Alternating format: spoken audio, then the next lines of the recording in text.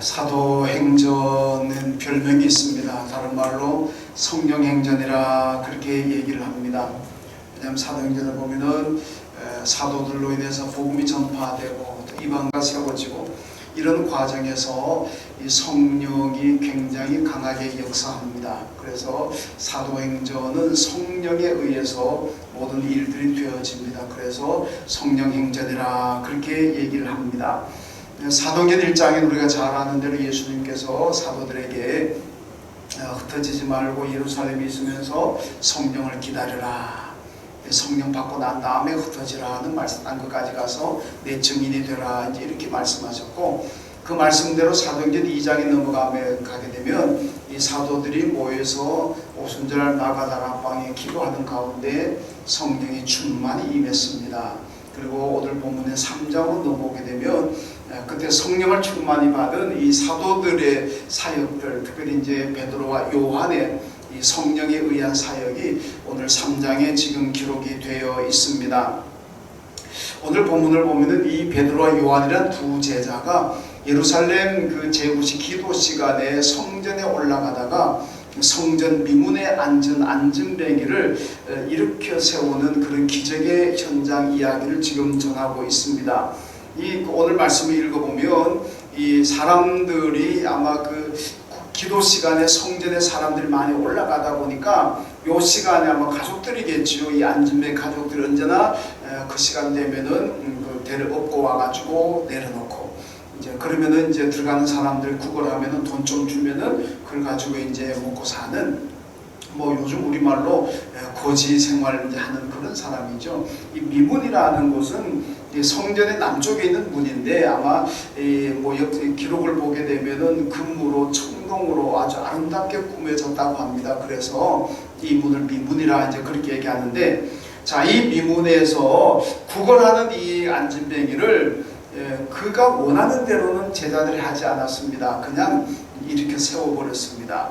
자, 그것이 오늘 이제 나오는 말씀인데, 이 말씀 가운데 보면 이 제자들이 성령 받고 난 다음에 이 제자들의 모습이죠. 성령 받으면 제자들이 어떻게 변화되느냐 이걸 보여주고 있고, 오늘 우리 입장에서는 마찬가지입니다. 제자들이 성령을 충만히 받은 것처럼 우리 그리스도인들이 지금 성령을 충만히 받는다면 우리의 삶이 어떻게 변화될까, 내가 어떤 모습으로 살아갈까, 이걸 보여주는 것이 바로 오늘 본문입니다. 그래서 몇 가지 보면, 자, 첫째, 성령을 충만히 받으니까 기도하게 되더라는 말씀입니다. 오늘 1절 보면 베드로와 요한이 제9시 기도 시간에 성전에 올라갔다 이렇게 말씀하는데, 제9시라는 건 오늘 우리 시간으로 말하면 오후 3시입니다.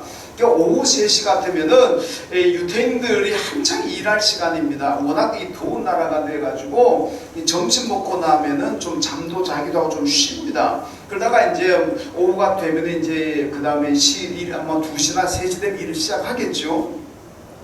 그러니까 이 3시라 그러면 유태인들이 이제 쉬다가 한창 일할 시간입니다. 그 일할 시간인데 얼마나 귀중한 시간이겠습니까? 근데 이 귀한 시간에 사람들이 예루살렘 성전에 기도하러 올라가더라 이런 얘기죠. 이게 믿음이 있다는, 믿음 없는 사람 같으면 이 귀한 시간에 일해야지, 일할 시간에 어떻게 기도하러 올라가느냐? 그건 못합니다. 믿음 있는 사람만이 이 가장 귀한 시간에, 한창 일할 시간에 올라가서 기도하는데, 그러니까 이 기도할 수 있는 믿음이 어떻게 나오느냐? 이게 성령 받으니까 된다는 거죠. 성령을 받지 못하면 그 귀한 시간에 기도하러 못 갑니다. 가서 내가 생활 전선에 나가서 뛰어야지. 그러니까 기도하고 성령 받아서 기도하니까 그 가장 귀한 시간을 하나님 앞에 기도하면서 드릴 수 있었다 하는 얘기죠. 성령 받으면 귀한 시간을 하나님께 드릴 수가 있고, 성령 받지 못하면 남는 시간 자꾸 드리라 그럽니다. 예배도 시간이 남으면 예배 드리고, 봉사도 시간이 남으면 봉사하고, 이게 뭐냐? 성령 받지 못하면 그렇게 되는 겁니다. 근데 우리가 살아보면 알겠지만은 남는 시간이 어디 있습니까? 하다못해 잠자는 시간도 있어야 되는데, 우리가 남는 시간을 가지고 하나님께 예배하고 남는 시간을 가지고 교회 봉사하겠다? 못합니다. 얼마나 바쁜데. 살아보시니까 다 아시잖아요. 그런데 성령을 받으면 성령을 받으면 가장 귀한 시간도 하나님께 드릴 수가 있다는 겁니다. 그래서 여러분 우리가 하나님께 시간을 어떻게 드리냐? 근데 형편 상황이 아닙니다. 믿음입니다. 믿음 있으면 귀한 시간 드릴 수 있는 거고 믿음 없으면 언제나 짜투리 시간, 남는 시간 이것 가지고 자꾸 신앙생활을 하려고 하기 때문에 신앙생활에 실패자가 될 수밖에 없다는 말씀이죠. 여러분 성령이 충만하게 되면 오늘 제자들이 보면 어떻게 되느냐? 먼저 기도한다. 하고 싶은 일이 자꾸 많아진다는 겁니다. 여러분 성령 받으면 자꾸 내가 교회를 위해서 뭔가 하고 싶어지고 하나님을 위해서 뭔가 자꾸 하고 싶어집니다. 기도도 그 중에 하나죠. 성령 받고 나면 제일 먼저 내가 하고 싶은 게 뭐냐? 하나님께 기도하고 싶은 거예요. 왜? 기도하면 하나님의 능력을 체험할 수 있으니까. 기도하지 않으면 자꾸 내 약점에 얽매이게 되고 내 상황에 얽매이게 됩니다. 기도하지 않는 사람은요, 늘 입에서 나오는 게 뭐냐? 아이고 나는 내 성품이 이래서 못해요.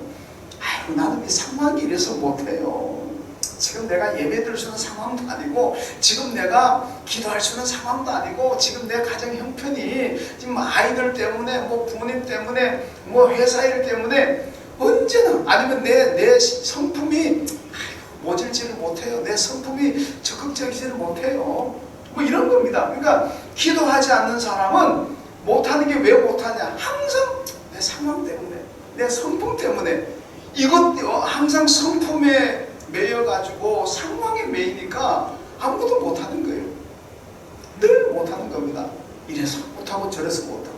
그런데 여러분 성령을 받게 되면 그 모든 상황에 얽매이질 않습니다. 내 성품에 얽매이지 않습니다. 기도하면은 다 할 수가 있다는 그 믿음을 하나님께서 주시기 때문에 그런 것에 얽매이지 않고 얼마든지 극복한다는 거죠. 내 성품도 극복할 수가 있고 내 상황도 극복할 수가 있습니다. 이런 것을 극복할 수 있는 힘이 어디서 나오느냐? 그게 성령이고 기도라는 겁니다. 성령 받고 기도하게 되면 어떤 상황도 내 어떤 모자란다고 생각하고 부족하다고 생각하는 성품도 다 이겨내고 믿음생활, 하나님께 봉사생활 잘할 수가 있다는 말씀입니다. 바울이 뭐라 그럽니까? 내게 능력 주시는 자 안에서 내가 모든 것을 할 수 있습니다. 이거잖아요. 어떻게 능력 주시는 예수 안에 있다면 바울이 성령 받으니까 뭐 못할 게 뭐가 있습니까? 성품이고 상황이고 다 뛰어넘고 다 극복할 수가 있습니다. 다 한다는 거죠. 이게 바로 성령 받은 사람의 모습입니다. 여러분 베드로와 요한이 많은 군중들이 지켜보는 가운데 일어나 걸어라 그럽니다. 이게요 시도한다는 게 참 어렵습니다. 만약에 그 많은 사람들 보는 가운데서 야 일어나 걸어라 그랬는데 안 일어나면 어떻게 합니까? 못 고치고 어떻게 하면 얼마나 창피합니까? 이게 뭐 안진병하고 단 둘이 있는 어디 밀폐된 장소도 아니고 그 많은 사람 들어가는 성전의 문 가운데 미문이라는 거 아름다운 문이니까 얼마나 많이 드나들겠습니까? 그 많은 사람들이 기도하러 드나는데 거기 앉아가 보는 건 야 일어나 걸어라 안 일어나면 어떻게 합니까? 얼마나 창피하고요. 세상 말로 얼마나 쪽팔리는 일입니까? 그러니까 그게 창피해가지고 사람들이 시도를 잘 못합니다. 아이고 안 되면 어떻게 하나 이것 때문에. 그런데요 하잖아요. 창피할 수도 있지만 안 되면은 아이고 나사렛 저 갈릴리 촌놈들이 도대체 뭘 한다고 네가 배운 게 뭐가 있고 네가 가진 게 뭐가 있다고 그런 짓 하려고 달라드느냐. 아니 제사장 대제사장도 못하는 일인데 이까짓 게 뭐라고 하려고 그러느냐. 아이고 처음부터 하려고 한 마음 먹은 게 잘못이지 그거 비아냥거릴 거 아닙니까? 얼마나 창피하겠습니까? 그런데 성령 받으니까 하고 싶은 거예요. 그러니까 선포해버립니다. 선포해버려요. 여러분 성령 받지 못하면 그 결과에 대한 걱정 때문에 안 되면 어떻게 하나 이 걱정 이 불안 때문에 시도를 못하게 돼요. 그런데 성령 받으면 시도합니다. 선포해버립니다. 뭐 누가 있든지 말든지 예수 이름으로 일어나라 예수 이름으로 어떻게 되라 이 선포할 수 있다는 게 뭐냐? 성령 받은 사람이에요.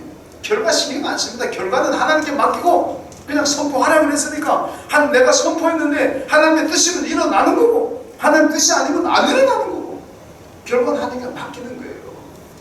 이게 바로 성령 받은 사람의 모습이라는 거죠. 에스겔이 마른 뼈, 골짜기 마른 뼈를 보고 야 뼈들아 생기야 들어가라 선포하잖아요. 그러니까 생기가 들어가서 이 뼈들이 다 큰 군대가 되는 거 아닙니까? 예, 성령의 사람들은 선포합니다. 뭐 결과 신경 안 써요. 결과는 하나님께 맡기고 선포할 수 있는 그런 자신감, 예, 그런 용기가 어디서 나오느냐? 이게 성령 받은 사람에게서 나온다는 겁니다. 성령 받지 못하면 내 자녀들, 내 가족한테도 선포 못합니다. 창피합니다. 여러분, 성령은 우리에게 임하시면 예배를 사모하게 만들고 봉사와 섬김의 현장을 찾아가게 만듭니다. 예배의 자리를 찾아가게 만들고 섬김과 봉사의 현장을 찾아가게 만드는 것이 성령의 역사입니다. 성령이 소멸되면은요 안 찾아갑니다. 자꾸 거리를 둡니다. 자꾸 이 핑계 저 핑계 대고 예배의 자리를 피하게 되고 섬김과 봉사의 자리를 자꾸 피하게 되는 겁니다. 그래서 성령 받은 사람은 내가 해야 될 이유를 찾는 거고 일할 이유를 찾는 거고, 성령 받지 못하면 안 할 이유를 찾습니다. 성령 받은 사람은 내가 이래서 해야 되고 내가 저래서 해야 되고 해야 될 이유를 찾는 거고, 성령 받지 못 소멸되어 가면은 나는 이래서 안 되고 저래서 못하고 안 되는 이유만 자꾸 찾아서 자기를 합리화시킨다는 겁니다.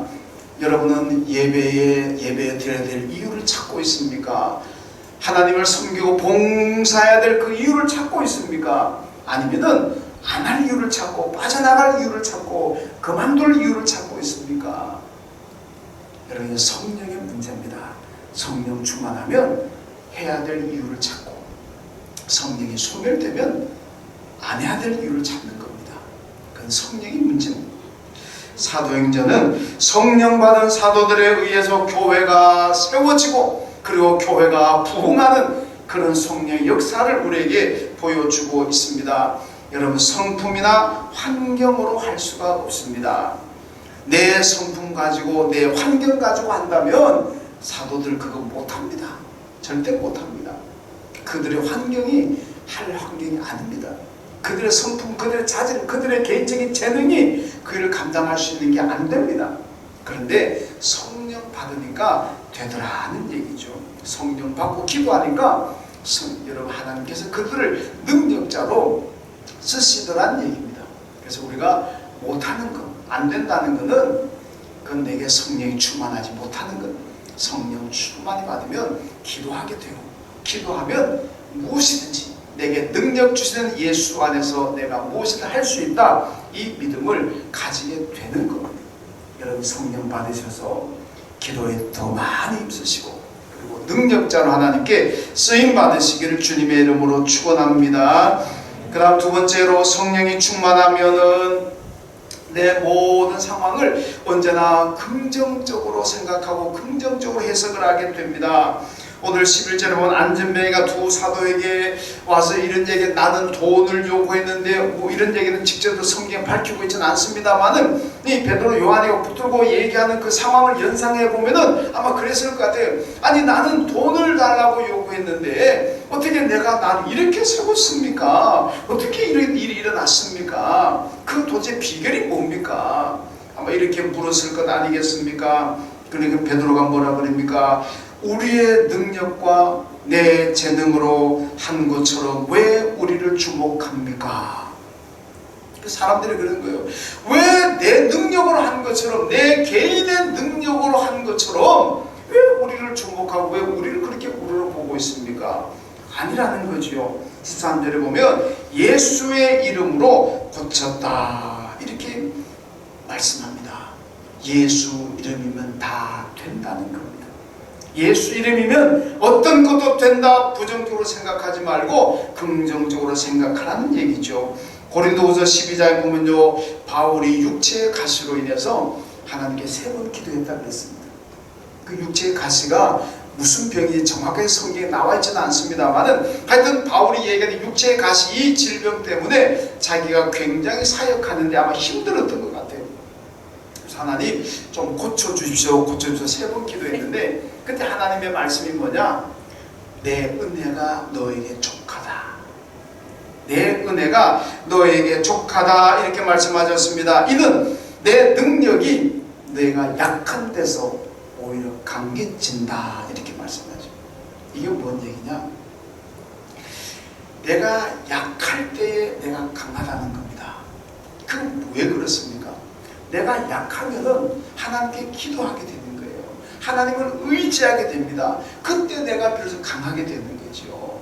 내가 강하다고 생각하면 하나님께 기도하지 않습니다. 내가 강하다고 생각하면 예수 의지하지 않습니다. 내가 강한데 뭔데 의지합니까? 그럼 그게 오히려 약해지는 거고 그게 실패하는 거예요. 내가 약하다고 생각하고 내가 부족하다고 생각해야 하나님을 의지하게 되고 기도하게 되는 거예요. 그럴 때 하나님의 역사가 임하고 하나님이 축복하시기 때문에 오히려 강해진다. 이거 아니겠습니까? 바로 이겁니다. 그러니까 바울은요 능력자 아닙니까? 이 능력자가 자기가 원하는 대로 다 돼버리면 하나님께 기도하지 않습니다. 하나님을 의지하지 않을 거 아닙니까? 자기 뜻대로 다 되는데 안 되는 게 있어야 하나님을 의지하고 기도하는, 그렇게 될 때 성령이 임하고 이게 능력자가 되지 않습니까? 그래서 바울은 그런 의미에서 자기의 약한 거 하나님의 말씀을 듣고 보니까 맞군요, 맞습니다, 아멘, 할렐루야.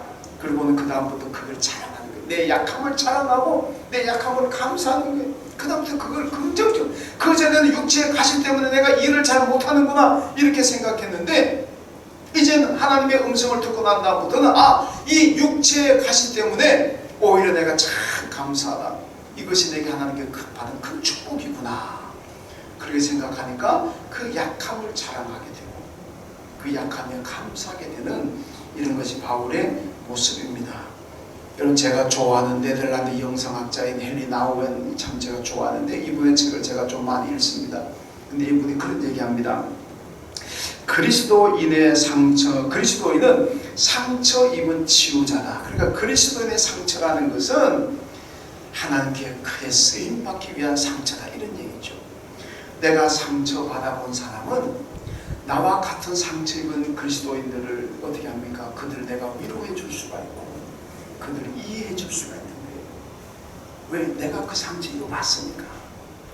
내가 아파본 사람은 교인들 가운데 나와 같은 문제로 아파하는 사람들에게 위로를 해줄 수가 있고 그들의 문제를 이런 격려해 줄 수가 있고 어떻게 보면 해결해 줄 수도 있다는 겁니다.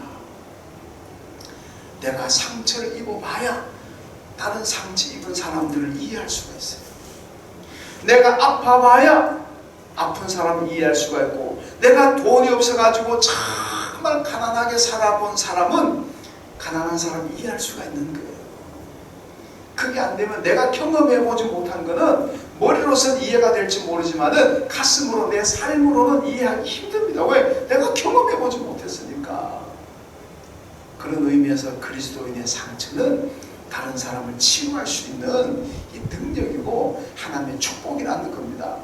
여러분, 마음에 상처가 있고 아픔이 있습니까? 교회 생활하다가 신앙생활하다가 이런 어려움 당한 적이 있습니까? 그것 때문에 불평하지 말고 그것 때문에 교회도 가기 싫고 그것 때문에 예수 믿기도 싫고 그렇게 생각하지 마시고 하나님께서 나와 같은 어려움을 당한 사람들을 치료해 주라고, 나와 같은 어려움 당한 사람을 위로해 주고 이렇게 세워주라고 하나님은 내게 경험하게 하셨구나, 그렇게 생각하죠. 그게 긍정적인 해석입니다. 그러면요 그것도 감사하잖아요.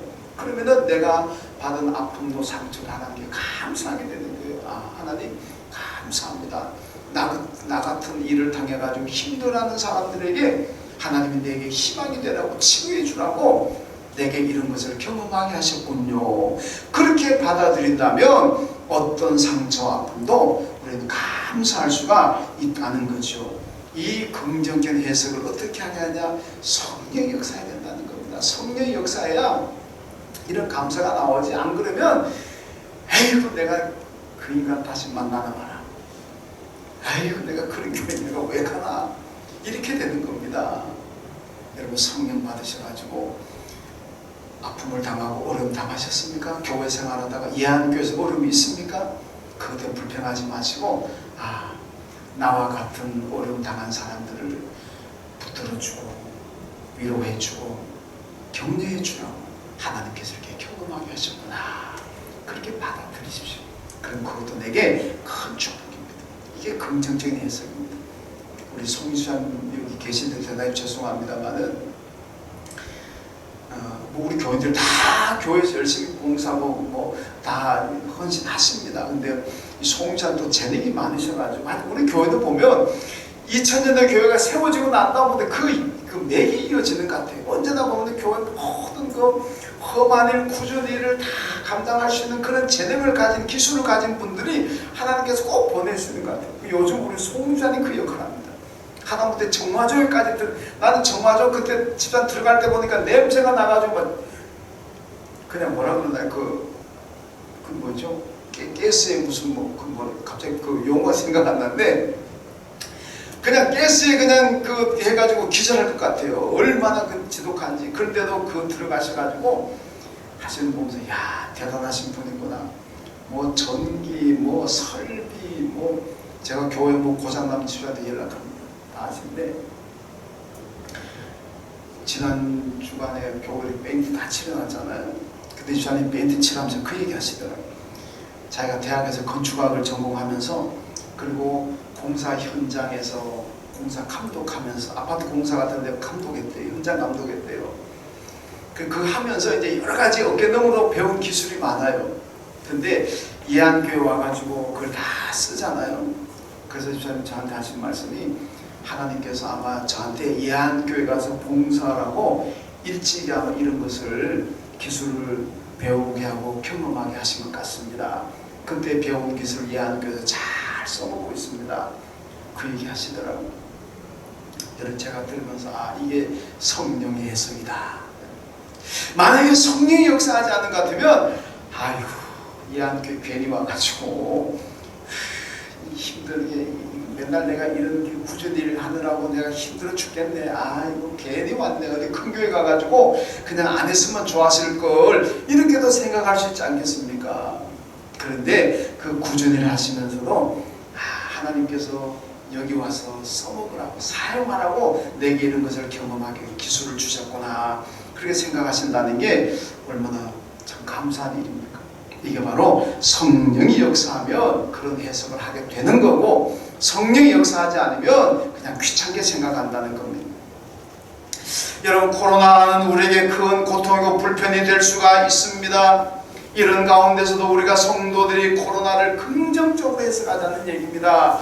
코로나 때문에 예배가 얼마나 소중한 것을 깨닫게 되고 코로나 때문에 교인들을 만나고 교제하는 것이 얼마나 소중했던가 코로나 때문에 알게 되잖아요. 코로나 때문에 교회 봉사하고 교회 섬기던 그 시절이 얼마나 좋은지 여러분 솔직히 저도 주일날 교인들 만나면은 물론 기쁘고 반갑지만은 요즘 코로나 있어 보니까요 교인들 만나는 그때가 얼마나 그리운지 몰라요. 만나고 교인들과 함께 예배드리고 식사하고 커피 마시면서 그래서 모여서 의논도 하고 회의도 하고 함께 즐거운 시간도 보내고 그 시절이 뭐 불과 몇 달 전이지만은 그게 참 그리워요. 그리고 교인들을 오랜만에 만난다는 게 얼마나 그립고 행복한지. 그 코로나 지나면서 그걸 깨닫게 그전에는 뭐 당연히 그냥 그러려니 했는데 이 코로나 되고 난 다음부터 보니까 교인들 만나고 같이 예배드리고 식사하고 차 마시고 이게 얼마나 좋은지 얼마나 감사한 일인지 그걸 요즘 코로나 때문에 깨닫게 되더라고요. 우리 교인들 가운데도 그런 얘기하는 분들 제가 많이 들어봤습니다. 목사님 예배가 그렇게 예배드리는 게 좋았는 거 교회 봉사 교인들 만나는 거 그렇게 그게 좋은 건지 코로나 때문에 알게 됐습니다. 저하고 똑같은 생각을 교인들도 많이 하고 계시더라고요. 교인들 집에 신방 가서 예배드리는데 그것도 그리워지더라고요. 이 그리워지는 게 한두 가지가 아닙니다. 코로나가 우리에게 가져다준 그것도 하나의 축복입니다. 그러니까 코로나 때문에 망했다. 이 코로나 때문에 내 인생이 그냥 다 뒤죽박죽이 되었다. 이거는요 사탄이 주는 생각입니다. 여러분 코로나 가운데서도 축복을 생각합시다. 감사할 일을 찾아보면 얼마든지 많습니다. 민수기 14장 여호수아와 갈렙은 긍정의 보고를 했습니다. 왜 그렇습니까? 하나님의 영이 임하는 사람이었기 때문에 그랬습니다. 소수였지만 하나님의 성령이 임하니까 긍정적으로 해석했고 부정적인 해석하던 사람은 다 죽었습니다. 세상 사람들도 세상 만사는 생각하기 나름이라 그러잖아요. 성경은 어떻게 합니까? 성경은 해석하는 대로 된다 그럽니다. 우리가 어떻게 해석하느냐? 그 해석대로 되는 겁니다. 축복으로 해석하면 축복이고 내게 재앙으로 해석하면, 불운으로 해석하면 또 그렇게 된다는 거죠. 그런데 긍정적인 해석은 예수 그리스도 안에서 해야 됩니다. 하나님을 떠나고 예수를 떠나서 긍정하는 것은 그냥 허풍일 수가 있고 일시로 잠깐 지나가는 거 그냥 하나의 신기루에 지나지 않습니다. 예수 안에서, 하나님 안에서 우리가 긍정적으로 해석할 때 그것이 내게 축복이 된다는 겁니다. 바울이 바로 그리스도 안에서, 예수 안에서 내가 모든 걸 할 수 있다 그러잖아요. 여러분 긍정적인 해석을 하시되 언제나 예수 안에서, 그래야 그것이 현실이 되고 축복이 될 줄로 믿습니다. 그리고 세 번째는 성령이 충만하면 오직 예수의 신앙을 갖습니다. 여러분 베드로와 요한은 어부였습니다. 아무것도 배운 것도 없습니다. 예루살렘에 인맥도 없고 뭐 아는 사람도 없었지만은 안전뱅이를 고쳤습니다. 10절의 말씀 보니까 이 일로 인하여 심히 놀랍게 여기며 놀라니라. 사람 놀랐다는 얘기가 두 번이나 반복되고 있습니다. 기적의 비결이 뭡니까? 내게 네가 원하는 은과 금은 내게 없지만은 내가 가진 것으로 너에게 주노니 나사렛 예수의 이름으로 일어나 걸으라. 그러니까 이 안진뱅이가 벌떡 일어나서 걸었습니다.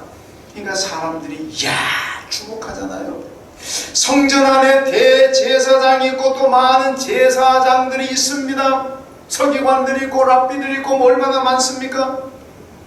그 사람들도 아무도 하지 못했는데 이 갈릴리 시골 촌에서 온 촌놈들이 아무것도 가진 것도 없고 배운 것도 없는 이 자들이 예수 이름으로 일어나 걸어라 그러니까 벌떡 일어나 걸어버렸잖아요. 사람들이 얼마나 놀라고 얼마나 주목하겠습니까? 그러니까 16절에 베드로 얘기합니다. 예수로 말미암아 난 믿음이 완전히 낫게 하였느니라.